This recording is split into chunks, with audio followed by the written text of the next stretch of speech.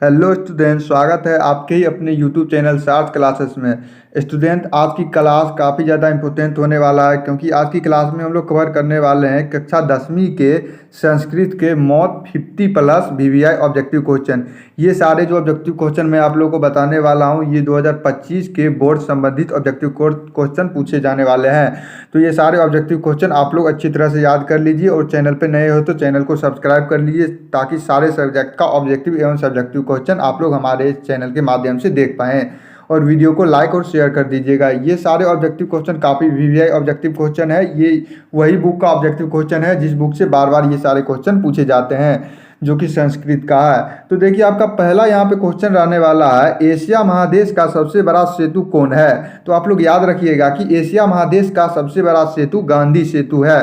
कौन सा सेतु है एशिया महादेश का सबसे बड़ा सेतु? गांधी सेतु। ऑप्शन नंबर सी जो इसका बिल्कुल सही जवाब हो जाएगा। अगला सवाल है आपका, कमोदी महोत्सव कहाँ मनाया जाता था। तो देखिए, इसका राइट आंसर हो जाएगा आपका पाटलिपुत्र में मनाया जाता था। कहाँ पे मनाया जाता था कमोदी महोत्सव? पाटलिपुत्र में। ऑप्शन नंबर सी इसका बिल्कुल सही हो जाएगा। मैं जो आप लोग को वीडियो में सारे क्वेश्चन बता रहा हूँ, इससे आप लोग अच्छी तरह से याद कर लीजिए, ताकि एग्जाम में आप लोग को कोई भी दिक्कत ना हो। देखिए, नेक्स्ट क्वेश्चन है आपका, मैथिल कोकिल के नाम से कौन प्रसिद्ध था। तो इसका सही जवाब हो जाएगा विद्यापति प्रसिद्ध था। कौन प्रसिद्ध था मैथिल कोकिल के नाम से? विद्यापति। ऑप्शन नंबर ए इसका सही जवाब हो जाएगा। अगला सवाल है आपका कि सर्व शुक्ला सरस्वती किसने कहा है। देखिए, आपके पास ऑप्शन है याज्ञवल्क्य ने, वानभट्ट ने, जनक ने और दंडी ने। तो इसका राइट आंसर हो जाएगा आपका ऑप्शन नंबर डी, दंडी ने कहा है। किसने कहा है? दंडी ने। ऑप्शन नंबर डी इसका बिल्कुल सही जवाब हो जाएगा। अगला सवाल दिया गया है आपका, गद्दा देवी का समय क्या है। तो इसका सही जवाब हो जाएगा 14वीं सदी। कौन सा सदी हो जाएगा? 14वीं सदी। काफ़ी वीवीआई ऑब्जेक्टिव क्वेश्चन है, इसे आप लोग अच्छी तरह से याद रखिएगा। आपका अगला सवाल है, किसके गीत देवता भी गाते हैं। तो इसका राइट आंसर हो जाएगा ऑप्शन नंबर ए हो जाएगा, भारतवर्ष के गीत देवता भी गाते हैं। जैसा कि मैंने बताया, आप लोग चैनल को सब्सक्राइब करके रखिए, ताकि और सब्जेक्ट का भी ऑब्जेक्टिव क्वेश्चन मैं आप लोग को जल्दी से जल्दी करवा दूं। देखिए, आपका नेक्स्ट क्वेश्चन है, कर्मवीर कौन है। तो इसका सही जवाब हो जाएगा राम परवेश राम ही कर्मवीर है। कौन है? राम परवेश राम। अगला क्वेश्चन है आपका, आर्य समाज के संस्थापक कौन थे। तो आप लोग याद रखिएगा कि आर्य समाज के संस्थापक स्वामी दयानंद थे। कौन थे? Swami Dayanand. Option number D इसका बिल्कुल सही जवाब हो जाएगा। देखिए, आप लोग को इसमें जो ऑप्शन दिया गया है, कितना कंफ्यूज वाला ऑप्शन है। स्वामी विवेकानंद, स्वामी सरस्वतीनंद और स्वामी रामतीर्थनंद, और लास्ट वाला ऑप्शन है स्वामी दयानंद। तो आप लोग ध्यान रखिएगा कि आर्य समाज के संस्थापक थे स्वामी दयानंद थे। ठीक है। अगला सवाल है आपका, क्वेश्चन नंबर 9 है, कौन लोभ से प्रभावित हुआ। तो इसका सही जवाब हो जाएगा ऑप्शन नंबर ए हो जाएगा, पथिक था। पथिक जो था वो लोभ से प्रभावित होकर उस पार गया था। ठीक है। अगला सवाल दिया गया है आपका, अशांति सागर के तटों के बीच कौन स्थित है। तो इसका सही जवाब हो जाएगा ऑप्शन नंबर डी, संसारा। क्या हो जाएगा? संसारा। स्टूडेंट, जितना भी मैं आप लोगों को क्वेश्चन बता रहा हूँ, आप लोग इतना ही याद कर लीजिएगा, तो एग्जाम में आप लोग को काफ़ी अच्छे मार्क्स आ जाएगा। और वीडियो को लाइक कर दीजिए और चैनल को सब्सक्राइब कर लीजिएगा। अगला सवाल है आपका, बहती नदी कहाँ मिलती है। तो इसका सही जवाब हो जाएगा ऑप्शन नंबर सी, समुद्र में मिलती है। कहाँ पे मिलती है? समुद्र में। देखिए, आपके पास ऑप्शन है सरोवर, नदी, तालाब और समुद्र। तो आपको ध्यान रखना पड़ेगा कि बहती नदी समुद्र में मिलती है। ठीक है। अगला सवाल दिया गया है आपका, सत्य का खजाना कहाँ है। तो इसका राइट आंसर हो जाएगा ऑप्शन नंबर सी, देवलोक में है। सत्य का खजाना कहाँ पे है? देवलोक में। ऑप्शन नंबर इसका सी बिल्कुल सही जवाब हो जाएगा। अगला सवाल दिया गया है, भारत महिमा पाठ का द्वितीय श्लोक किस पुराण से संकलित है। तो इसका सही जवाब हो जाएगा ऑप्शन नंबर बी, भगवत पुराण से संकलित है। किस पुराण से संकलित है? भगवत पुराण से।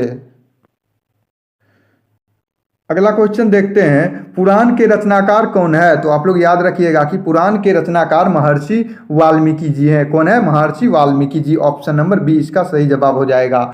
नेक्स्ट सवाल है आपका कि रूप की रक्षा किससे होती है। तो देखिए, आपके पास ऑप्शन है सत्य, अभ्यास, मजया, वस्त्र और आचरण। तो सत्य की रक्षा अभ्यास से होता है। किससे होता है? अभ्यास से। ऑप्शन नंबर बी सही जवाब हो जाएगा। नेक्स्ट सवाल है आपका, अपयश को कौन नष्ट करता है। तो इसका सही जवाब हो जाएगा ऑप्शन नंबर ए, नम्रता नष्ट करता है। कौन नष्ट करता है अपयश को? नम्रता। ठीक है। अगला क्वेश्चन है आपका क्वेश्चन नंबर 17 है, लघुवंश काव्य की रचना किसने की? तो इसका सही उत्तर हो जाएगा आपका कालिदास ने की थी। किसने की थी? कालिदास ने रघुवंश काव्य की रचना की थी, आप लोग याद रखिएगा, ठीक है। ये जो संस्कृत में जो क्वेश्चन पूछा जाता है साफ इजी क्वेश्चन पूछा जाता है, आप लोग इसे जितना मैं बता रहा हूँ आप लोग उतना ही कवर कर लीजिएगा तो एग्जाम में आप लोगों को काफ़ी अच्छे मार्क्स आ जाएंगे, ठीक है। नेक्स्ट सवाल है आपका, मंदाकिनी नदी किस पर्वत के निकट प्रभावित होती है? तो इसका सही जवाब हो जाएगा आपका चित्रकूट पर्वत पर प्रभावित होती है। किस पर्वत पर प्रभावित होती है? चित्रकूट पर्वत पर, ठीक है। अगला क्वेश्चन है आपका, भिक्षुक किस वेश में आया था? तो आप लोग याद रखिएगा कि भिक्षुक ब्राह्मण के भेष में आया था। किसके भेष में आया था? ब्राह्मण के भेष में। ऑप्शन नंबर डी सही होगा इसका, ठीक है। अगला सवाल है आपका, कवच कुंडल और कर्ण कवच और कुंडल किसको दिया? तो इसका आप लोग याद रखिएगा कि इंद्र को दिया था। किसको दिया था? इंद्र को दान में कवच और कुंडल दे दिया था, ठीक है। अगला सवाल है आपका क्वेश्चन नंबर 21 है, मनुष्य को कर्तव्य और अकर्तव्य का बोध कौन कराता है? देखिए ऑप्शन है शास्त्र, विवेक, ज्ञान और धन। तो इसका सही जवाब हो जाएगा आपका शास्त्र करवाता है। मनुष्य के कर्तव्य और अकर्तव्य का बोध कौन कराता है? शास्त्र कराता है, ध्यान रखिएगा। अगला सवाल है आपका कि आचरण क्रिया का कौन बोध कराता है? तो इसका सही जवाब हो जाएगा आपका शिक्षा कराता है। कौन कराता है? शिक्षा उच्चारण क्रिया और क्रिया को बोध कराता है, ठीक है। नेक्स्ट सवाल है आपका, निरुक्त के रचयिता कौन है? देखिए व्यास, पाणिनि, चाणक्य और यास्क। तो इसका सही जवाब हो जाएगा आपका यास्क हो जाएगा। निरुक्त के रचनाकार कौन है? यास्क है। तो आप लोग जैसा कि मैंने बताया वीडियो को शेयर कर दीजिएगा। आपको इसी चैनल पर साइंस, मैथ, हिंदी और सारे सब्जेक्ट का ऑब्जेक्टिव एवं सब्जेक्टिव क्वेश्चन आप लोगों को मिल जाएगा। तो चैनल को सब्सक्राइब करके रखिए और वीडियो को ज़्यादा से ज़्यादा शेयर कीजिए, ठीक है। अगला सवाल दिया गया है आपका क्वेश्चन नंबर 24 है, भारत की गौरवपूर्ण भाषा कौन है? तो आप लोग ध्यान दीजिएगा कि भारत की गौरवपूर्ण भाषा संस्कृत है। कौन सी है? गौरवपूर्ण भाषा संस्कृत है। हिंदी तो हमारी मातृभाषा हो गया, ठीक है, लेकिन गौरवपूर्ण भाषा की बात करें तो संस्कृत हमारा गौरवपूर्ण भाषा है, ठीक है। अगला क्वेश्चन है आपका, भारत रत्न से कौन विभूषित हुए? तो इसका राइट आंसर हो जाएगा option number B, Bidhan Chandra राय। कौन विभूषित हुए? विधान चंद्र राय, ठीक है। अगला सवाल है आपका, नरक के कितने द्वार होते हैं? ऑप्शन देखिए आपके, ए 4, बी 3, सी 5 और डी 6। तो आप लोग याद रखिएगा कि नरक के 3 द्वार होते हैं। कितने द्वार होते हैं? 3 द्वार। ऑप्शन नंबर बी इसका सही जवाब हो जाएगा। अगला सवाल है आपका, कुल की रक्षा किससे होती है? तो आप लोग याद रखिएगा कि कुल की रक्षा वृत्त से होती है। किससे होती है? वृत्त से। नेक्स्ट सवाल है आपका, राम परवेश राम के गांव का नाम क्या था? काफ़ी इजी क्वेश्चन है और कई बार ये क्वेश्चन पूछा गया है। तो आप लोग याद रखिएगा कि भिखनतोला था। कौन था? भिखनतोला गांव का नाम था। राम परवेश राम के गांव का नाम क्या था? भिखनतोला। अगला सवाल है आपका, राम परवेश राम के पिता के कुल कितने लोग थे? राम के जो परिवार थे उसमें कुल कितने लोग थे ये पूछा जा रहा है। देखिए ऑप्शन देखिए आपके पास, 4 थे, 3 थे, 2 थे और 6 थे। तो आप लोग सिंपली टिक लगाना है, 4 थे। कितने थे राम परवेश राम के परिवार के सदस्यों की संख्या? 4 थे और राम परवेश राम का गांव का नाम था भिखनतोला, ठीक है। काफ़ी इजी क्वेश्चन है और कई बार ये सारे क्वेश्चन पूछा गया है। ये जो क्वेश्चन देखिए आपका, आर्य समाज की स्थापना कब हुई? तो आप लोग याद रखिएगा कि आर्य समाज की स्थापना 1875 ईस्वी में हुआ था। कब हुआ था?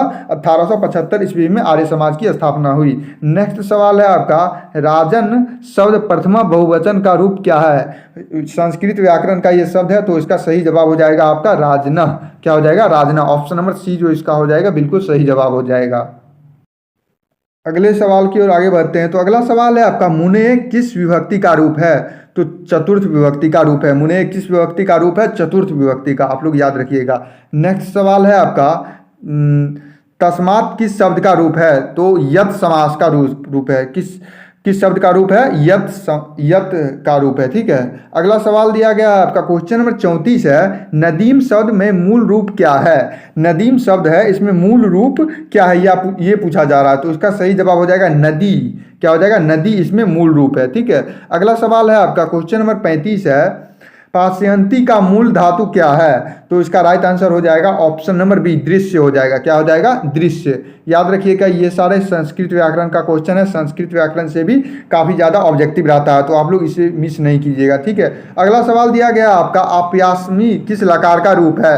तो इसका सही जवाब हो जाएगा ऑप्शन नंबर डी हो जाएगा, लिरित। लिरित लकार का रूप है, ठीक है। अगला क्वेश्चन है आपका, यस धातु को लोट लकार का मध्य पुरुष बहुवचन रूप क्या होगा? ये सारे क्वेश्चन काफ़ी कठिन है लेकिन इजी है, ठीक है। तो इसका सही जवाब हो जाएगा आपका ऑप्शन नंबर सी, इच्छत। क्या हो जाएगा? इच्छत। ऑप्शन नंबर सी जो है इसका बिल्कुल सही जवाब हो जाएगा। नेक्स्ट सवाल है आपका, कुरु में कौन सा लकार है? क्या पूछा जा रहा है? कुरु में कौन सा लकार है? तो आप लोग याद रखिएगा कि लोट लकार है, लोट लकार है, ठीक है। नेक्स्ट सवाल है आपका, लंब प्लस उदरह की संधि विच्छेद क्या होगा? संधि को जोड़ना है, काफ़ी इजी क्वेश्चन है, तो इसका सही जवाब हो जाएगा लंबोदरह। क्या हो जाएगा? लंबोदरह। ऑप्शन नंबर बी इसका सही जवाब हो जाएगा। नेक्स्ट सवाल है आपका, प्रतिष्ठा कौन सी संधि है? तो ये कौन सी संधि है, कौन सी संधि का उदाहरण है, ये पूछा जा रहा है। तो आप लोग ध्यान दीजिएगा कि ये व्यंजन संधि का उदाहरण है। किसका उदाहरण है? व्यंजन संधि का। अगला सवाल है आपका, मनोहरा का संधि विच्छेद क्या होगा? तो आप लोग याद रखिएगा कि मनोहरा का संधि विच्छेद मना प्लस हरा हो जाएगा। क्या हो जाएगा? मना प्लस हरा बराबर मनोहरा। ऑप्शन नंबर बी सही उत्तर होगा। अगला सवाल है आपका, क्वेश्चन नंबर 42 है, परा उपसर्ग में कौन सा शब्द बना? परा उपसर्ग से कौन सा शब्द बना? तो आप लोग याद रखिएगा कि पराजयः बना। कौन सा शब्द बना? पराजयः उपसर्ग बना। नेक्स्ट सवाल है आपका, अधि उपसर्ग के मेल से कौन शब्द बनेगा? अधि उपसर्ग के मेल से कौन शब्द बनेगा? तो इसका राइट आंसर हो जाएगा आपका अधिगच्छामि। क्या हो जाएगा? अधिगच्छामि। ऑप्शन नंबर डी सही जवाब हो जाएगा। नेक्स्ट सवाल है आपका, उपदिष्टि शब्द में कौन सा उपसर्ग है? तो आप लोग याद रखिएगा कि इनमें उप उपसर्ग है। कौन सा उपसर्ग है? उप। नेक्स्ट क्वेश्चन है आपका, क्वेश्चन नंबर 45 है, गति में कौन सा कृत्य प्रत्यय है? क्या पूछा जा रहा है? गति में कौन सा कृत्य प्रत्यय है? प्रत्यय पूछा जा रहा है, तो इसका सही जवाब हो जाएगा option number D. Option number D इसका बिल्कुल सही जवाब हो जाएगा। अगला क्वेश्चन है आपका, लघिमा शब्द में कौन सा प्रत्यय है? तो लघिमा शब्द में कौन सा प्रत्यय है? तो इमनिच हो जाएगा। क्या हो जाएगा? इमनिच। ऑप्शन नंबर ए इसका सही जवाब हो जाएगा। अगला